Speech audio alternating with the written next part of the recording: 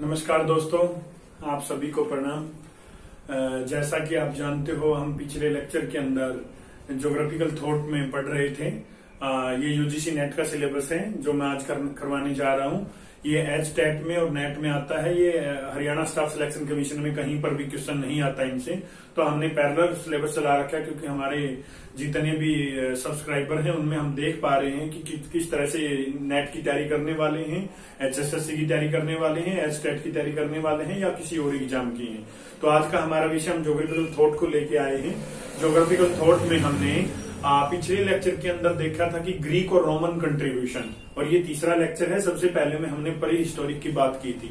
तो आज हम देखने जा रहे हैं अरेबियन कंट्रीब्यूशन और अरेबियन ईरा, और हम कह सकते हैं medieval period of geography. Ancient period में हमने प्री हिस्टोरिक का, ग्रीक का और रोमन्स का जिक्र किया। अभी हम मेडिवल पीरियड ऑफ ज्योग्राफी को देखने जा रहे हैं। हम कह सकते हैं अरब स्कॉलर, और अरब स्कॉलर में क्या है, जो अरब लोग हैं, चाहे इराक के हों, चाहे ईरान के हों, अन्य किसी कंट्री के हों अरब में से, तो उन्होंने क्या कंट्रीब्यूशन ज्योग्राफी में दिया, जो रोमन्स ने और ग्रीक ने दिया, उसको किस तरह से प्रोसीड करते हुए अरेबियन स्कॉलर्स ने ज्योग्राफी को आगे बढ़ाया।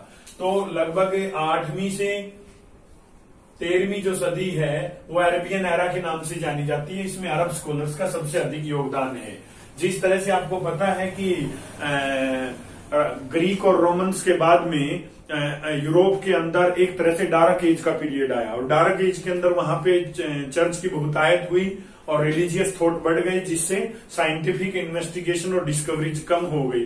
वहीं पैरेलल अरब ज्योग्राफर्स ने, अरब स्कॉलर्स ने ज्योग्राफी में 4 चांद खिला दिए, लगातार काम किया। जो ग्रीक और रोमन्स करके गए उसको भी प्रोसीड करते हुए आगे की तरफ उन्होंने साइंटिफिक इन्वेस्टिगेशन पे बल दिया। तो इसमें कौन कौन से स्कॉलर्स आते हैं और उन्होंने क्या क्या कंट्रीब्यूशन दिया, आपके सामने दिखाई दे रहा है।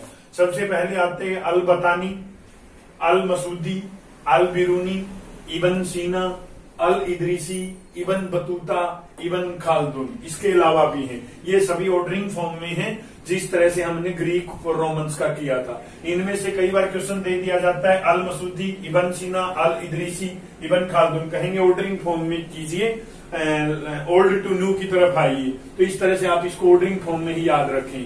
अब हम शुरू करते हैं अल बतानी से। अल बतानी का पूरा नाम अब अब्दुल्ला मोहम्मद था, और ये एक पायनियर एस्ट्रोनॉमर माने जाते हैं। एस्ट्रोनॉमी के बहुत बड़े जानकार थे ये। पायनियर एस्ट्रोनॉमर ये माने जाते हैं क्योंकि इससे पहले एस्ट्रोनॉमी पे इतने काम नहीं हुए, चाहे ग्रीक हो चाहे रोमन्स हो, लेकिन सबसे पहले काम करने वालों में एस्ट्रोनॉमी के ऊपर अल बतानी का नाम आता है। इन्होंने सबसे पहले ऑब्जर्वेशन की थी स्टार, मून और प्लैनेट्स की।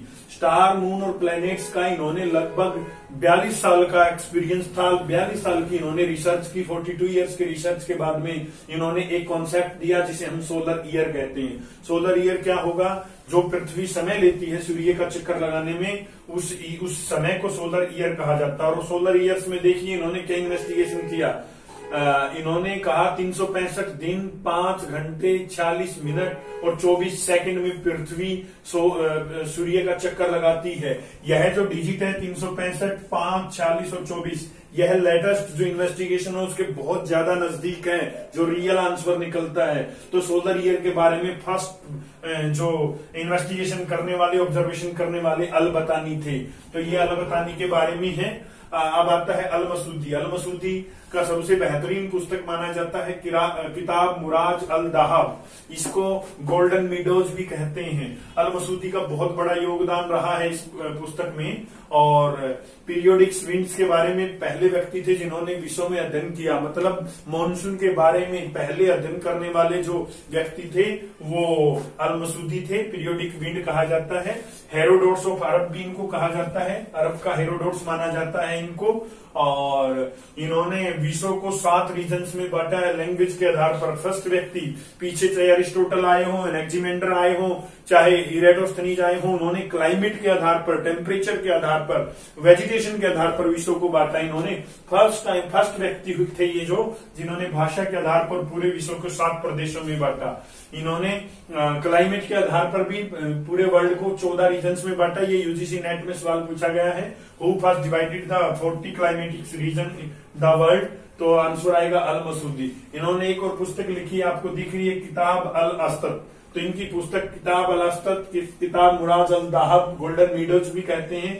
और इन्होंने इनकी क्लाइमेटिक रीजन्स, जो 14 क्लाइमेटिक रीजन इन्होंने बांटे हैं, ये इनके बारे में एक विस्तृत वर्णन है। 4-5 क्वेश्चन इनके ये बनते हैं। इसके बाद आता है अल बिरूनी। अल बिरूनी को मिडल ईस्ट का और अफ्रीका कॉन्टिनेंट का और भारत का बहुत लंबा अनुभव था।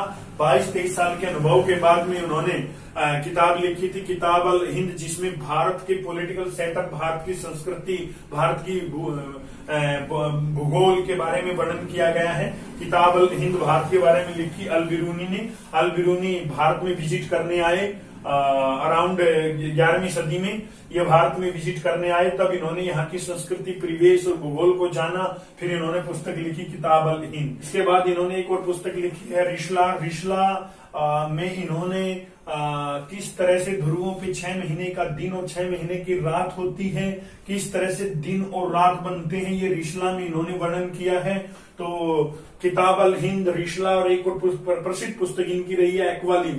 एक्वालिम के अंदर भी ये कहीं न कहीं प्लैनेट सिस्टम के बारे में बात करते हैं। ये पहले अरबियन थे जिन्होंने इंडस रिवर के, सिंधु नदी के बारे में, सिंधु नदी का जो मार्ग है, सिंधु नदी का जो डेल्टा है, सिंधु नदी का जो अपुआ बेसिन है, उसके बारे में विस्तृत चर्चा की। इंडस रिवर के बारे में जब यदि कोई क्वेश्चन आ जाए तो अल बिरूनी आंसर आएगा।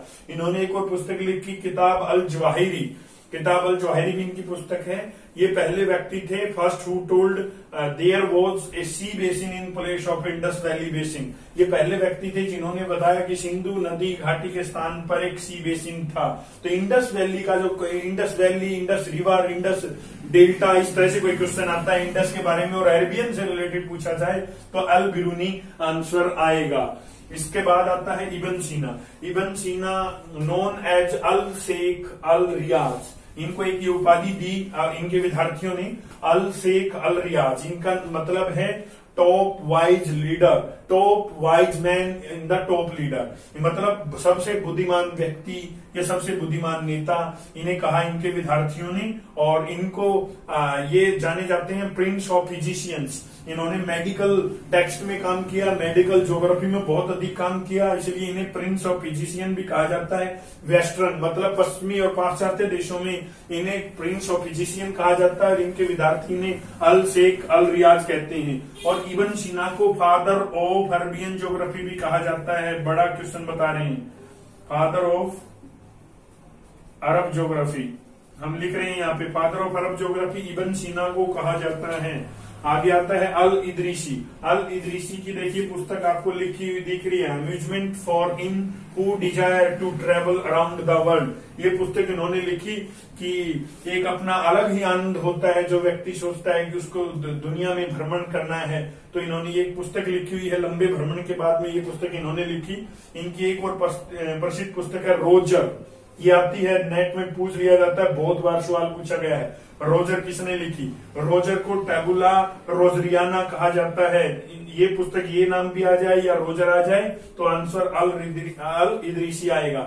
एक और बहुत बड़ा सवाल मैं आपसे शेयर कर रहा हूं, टोलमी के अल्माजेस्ट में किसने सुधार किए? यह है वह, टोलमी के अल्माजेस्ट में किसने सुधार किए? लगभग 5 से 6 बार पिछले 5 साल में ये पूछा गया है। टोलमी के अल्माजेस्ट में सुधार किसने किए? अल इदरीसी आंसर आएगा, आपको उलझने की जरूरत नहीं है। इसके बाद आता है इब्न बतूता। इब्न बतूता ये कहिए आप सबसे ज्यादा ट्रैवलिंग करने वाले अरबियन रहे हैं। इन्होंने पुस्तक लिखी रिला। देखिए ध्यान से, रिशला और रिल्ला दोनों एक जैसे दिख रहे हैं। रिशला आए तो अल बिरूनी और रिल्ला आए तो आपका इब्न बतूता को लगाएं। इनका 28 साल का लंबा ट्रैवलिंग अनुभव था। 75,000 मील की इन्होंने लंबी यात्राएं की विभिन्न अलग अलग देशों में। ये भारत में भी आए, मोहम्मद तुगलक के इनविटेशन पे ये भारत में आए। अफ्रीका में, मिडल ईस्ट में बहुत सारे देशों में इन्होंने यात्राएं की, 75,000 माइल्स। इन्हें मार्को पोलो अरबियन ईरा भी कहा जाता है। ये क्वेश्चन भी पूछा गया है यूजीसी नेट में। कि मार्को पोलो फैबियन ईरा किसे कहा जाता है। मार्को पोलो जिन्होंने बहुत लंबी यात्राएं की थी, इसी तरह से इब्न बतूता ने भी यात्राएं की। इसका आंसर इब्न बतूता आएगा। इसके बाद आता है इब्न खालदून। इब्न खालदून पॉलिटिकल ज्योग्राफर माने जाते हैं, अरबियन ईरा के लिखे हुआ है पॉलिटिकल ज्योग्राफर है। इन्होंने पुस्तक लिखी मुकदमा, जिसमें इन्होंने कानून व्यवस्था, राज्य, देश किस तरह से पतन होता है साम्राज्य का, उसके बारे में डिटेल में चर्चाएं की है। First who told that maximum population lies in नदरन hemisphere, ये पहले व्यक्ति थे। ध्यान से देखिए, ये नेट में क्वेश्चन आया हुआ है कि पहला स्कॉलर कौन था जिन्होंने बताया कि ज्यादातर जनसंख्या उत्तरी गोलार्ध में रहती है, तो आएगा इब्न खालदून। इसी के साथ एक सवाल और मैं आपसे शेयर कर रहा हूं। यदि क्वेश्चन आ जाए कि सबसे पहले किसने बताया कि उत्तरी गोलार्ध के अंदर सबसे अधिक जनसंख्या रहती है, तो इब्न खालदून। एक और इसी तरह से पैरेलल क्वेश्चन, पहले व्यक्ति कौन थे, पहले स्कॉलर कौन थे जिन्होंने बताया कि उत्तरी गोलार्ध में सर्वाधिक लैंड मास है, तो अल मकदीसी आंसर लगाएं। दो क्वेश्चन पैरेलल शेयर कर रहा हूं मैं आपको। यदि क्वेश्चन आता है कि सबसे पहले किसने बताया कि उत्तरी गोलार्ध में ज्यादा लैंड मास है, दक्षिणी गोलार्ध में कम है, अल मकदीसी। पर यदि आ जाए कि सबसे पहले स्कॉलर कौन थे जिन्होंने कहा कि उत्तरी गोलार्ध में सबसे ज्यादा जनसंख्या वास करती है, तो इब्न खालदून आएगा। इनकी प्रसिद्ध पुस्तक मुकदमा है। यह अल मकदीसी अलग से आंसर बनता है। और मैं आपको बताता हूं, इसके अलावा भी कुछ 2-3 और सवाल बनते हैं अरब ज्योग्राफर्स थे, उनके बारे में भी हम अब डिटेल से स्टडी कर रहे हैं, जो नेट में पूछे गए हैं। ये कुछ क्वेश्चन लिखे हुए हैं जो आज तक यूजीसी नेट में पिछले 2012 से लेकर 2020 के बीच में आए हैं। इनको मैं आपको शॉर्ट में डिस्कस करवा देता हूं। यदि कोई भी क्वेश्चन आ जाता है इंडियन मानसून से रिलेटेड और कहा जाए इंडियन मानसून के बारे में, पीरियोडिक क्यूबिडी के बारे में, अरब सागर के पवनों के बारे में, रिवर्स पवनों के बारे में सबसे पहले अध्ययन किसने किया, तो अल मसूदी आंसर आएगा। आप अल मसूदी आंसर लगाएं। यदि क्वेश्चन आ जाए अटलांटिक महासागर को डार्क ग्रीन सी किसने कहा, ये क्वेश्चन भी आया हुआ है। आप पिछले साल के कुछ पेपर देख सकते हो, तो इसमें भी आंसर अल मसूदी आएगा।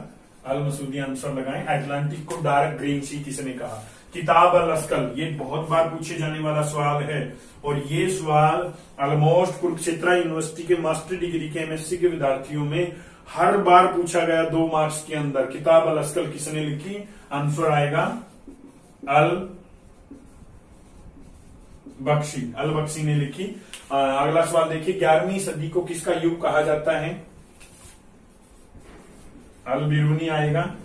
बिना सोचे आप आंसर लगाइए। अल बिरूनी को कहा जाता है क्योंकि 11वीं सदी के अंदर सबसे ज्यादा काम किसी अरब ज्योग्राफर ने किया, तो अल बिरूनी थे।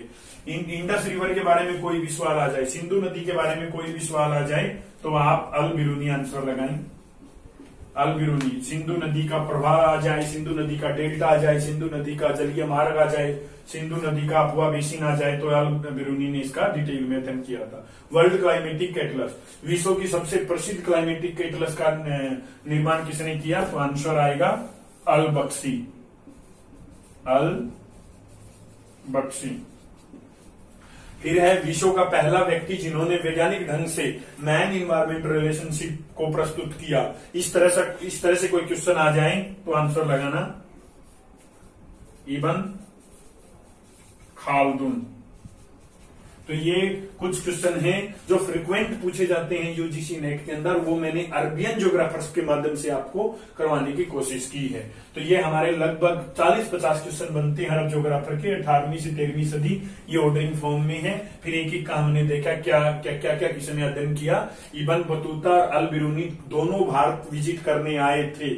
ये मोहम्मद तुगलक की इन्विटेशन पे आए थे। ये क्वेश्चन पूछ लिए जाते हैं। ये जो साइड में आपके क्वेश्चन लिखे हुए ये सवाल भी कई बार पूछ लिए जाते हैं। तो ये था आज का हमारा लेक्चर। उम्मीद करता हूं कि आपको बहुत पसंद आएगा और अरब ज्योग्राफर्स में से 2-3 क्वेश्चन आते हैं, उनके बारे में आप डिटेल से लिख पाओगे।